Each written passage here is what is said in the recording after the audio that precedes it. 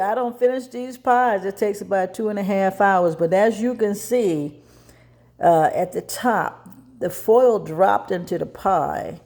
And when I raised the foil up, it snatched away some of the pie dough. But this is the pie, and the reason why I put foil to keep the crust from burning. That way you can cook a little longer. But that's one, and this is the second one. It's a little bit different because it didn't get touched with the aluminum foil. However, it came out a little bit better on the image. But I'm going to cook another one because, see, I got some burns on the edges. But I love my pie with a little crunchy on the edge. And you got some people that don't. Now, let me try to tell you a story. My mother used to cook pies. My mother used to cook pies for the church at the Corinthian church. Boy, she would boil those potatoes and let them sit like if though they were iced potatoes. And she would sit until they cooled down, and she sliced them ends off it and get those pies ready. And she would get them mixing and mashing, and back then we ain't had no blender. We couldn't afford it. But she had a masher she could mash down in it, and then she get the whisker and she whisked with all the strength. But when she got to making those pies, and she would be making her own pie crust sometime, till they learned how to go to the store and get it Pillsbury. But she liked to make her own pie crust. I didn't get that figured out. I'm still working on it with my biscuits. But let me tell you, when we were back down in South, way back in the boondock, way further back to the shed that had shredded or Connex material on it, or material that come off a container. Now, we weren't rich people. We were farmers. We lived on the land of our master. But my mother would get in the kitchen, and back then the porch would be kind of raised up if you were sitting at the bar of a table. And it'd be raised up. And she'd be making those pies, and she'd say, "Get outside, gal, till I get this done, and stop coming in here." And I'd be like, "Mama, I'm getting kind of hungry, and I want a snack." She'd say, "I'm going to give you something, all right. You ain't going to like it when I give it to you." I said, "Okay, Mama, I'll stay out of your way. I know you're doing a good thing," because she's talking, and she's praying, and she's making those pies. But I just got bored at some point. I was one of them kind of kids. I get bored, I start doing something. I'll say something I ain't got no business. But she said, "Get on outside until I get done." Now, they don't work the fields all day picking cotton. They don't milk the cow, and they don't churn the milk and made butter. All kind of labor. But when it comes down to your children, you still got to do the labor, even though you done it for the owners. My mama would come home still tired from ironing clothes all day, tired from watching somebody dishes or cleaning their silverware, working on the farm, but she made these pies. And I get out outside, and I would go under the porch, and me and my little brother would sit up under there, and we laugh about everything we hear grown folks talk about. Oh, we thought it was funny when we heard that so-and-so got her butt whooped by her man, or so-and-so cheating on somebody. Kids, we love gossip now. We don't know how it all going to come together, but we love to hear gossip. So I got happy, and my brother got bored, and we said, "Well, let's go back in the house because the mama going to give it to you." I said, "I want to behave like grown folks. I want to get the idea of what they going through." So I went in the house and went up in the drawer, my daddy's drawer. I looked through all his underclothing, looked through all my mother's underclothing, and I ran across a pack of cigarettes. Lord knows, I don't smoke today and I don't drink. I'm going to tell you why. The warden didn't play. But I got happy. I got the cigarette.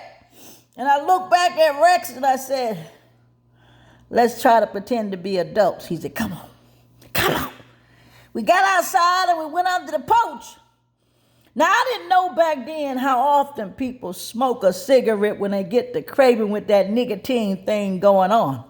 Not the thing that folks call you the nicotine, but they had it where they get the itch and they got to smoke while they're talking and giving up all the gossip. Talk about the Joneses, the stove man, the gas man. in themselves. So we went out to the porch with the cigarette, and we had to light it up. We got it to light it up, not with a cigarette lighter, but whatever little fire that come off the coal from the stove. She didn't notice when I picked a little bit of hot coal in a can cup. Now, we didn't have no ceramic cups, no plastic cups. We had tin can cups, tin can plates. So I got the coal and I hurried up back up under the porch to my brother, and we lit it up. Boy, I felt like I was grown then. We tried to imitate and mimic everything they would say. I said, yeah, you better get your butt on down and you stop touching me like that. You know I don't play. And I would puff and I'd blow it out, and my brother would say, ooh, girl, you know, ooh, you were good to me the other night. And I said, yeah. And we would say half of what grown folk would say. But boy, when my mother got the pies in the oven, and she went to looking for me, she calls off the porch and she would say, Tyler! I ain't answer. Tyler! I still didn't answer. And I said, Lord, I could hear her footsteps coming across the porch. And I hope she don't hear us or anything like that. Then all of a sudden, my father said, where my cigarettes at? She said, what you mean? They were over here on the bureau, the shift road, or whatever you want to call it, but it wasn't there. She said, I don't know. I ain't got it. I don't smoke. But you know, back then, a lot of women didn't smoke.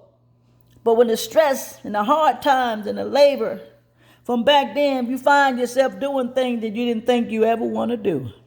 She said, I ain't got no cigarettes, but she went on back to hollering, Tyler, where you at? She said, gal, if I call you more than 2 times, I get around to that 3rd time, I'm going to get my belt, I'm coming after you, I'm going to find you, I'm going to tear you up. Then all of a sudden, with the wooden floors with cracks in it, she can see a little bit of smoke coming up in between the floor. And it has a gap on the porch. And she looked down and she saw me. I was laughing and smoking and inhaling.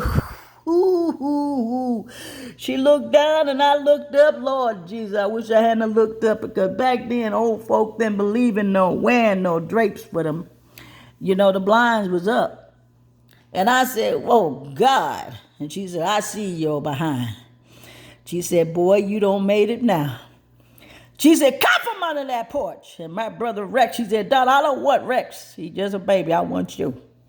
She said, I want you to bring your behind buckwheat. I want you to bring it over here, gal.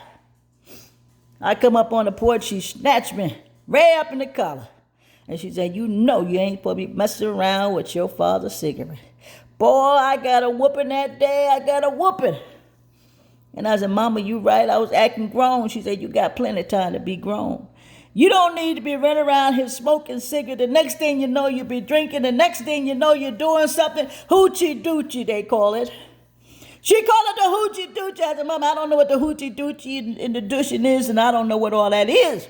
But I don't want to do the hoochie doochie in anything to do with the coot word. She said, you ain't going to get a chance, because I kill you before I let it happen. And then she said, you know, I got them pies in the oven. And your daddy looking for a cigarette. Get them cigarettes to him. And then all of a sudden she said, oh, Lord, my pies. Because, you know, back then the ovens cooked fast. Wasn't going to be no 2 hour and 45 minutes. It'd probably be 30 minutes with them flame stoves. But she get back in there and she look at the pies looking beautiful. And she looked back and she said, child, I don't know what I'm going to do with you. I don't know what I'm going to do with you. But she said, if you just do right and listen to what I tell you, I wouldn't have to spank you, but you get on my nerves sometimes being so hot-headed.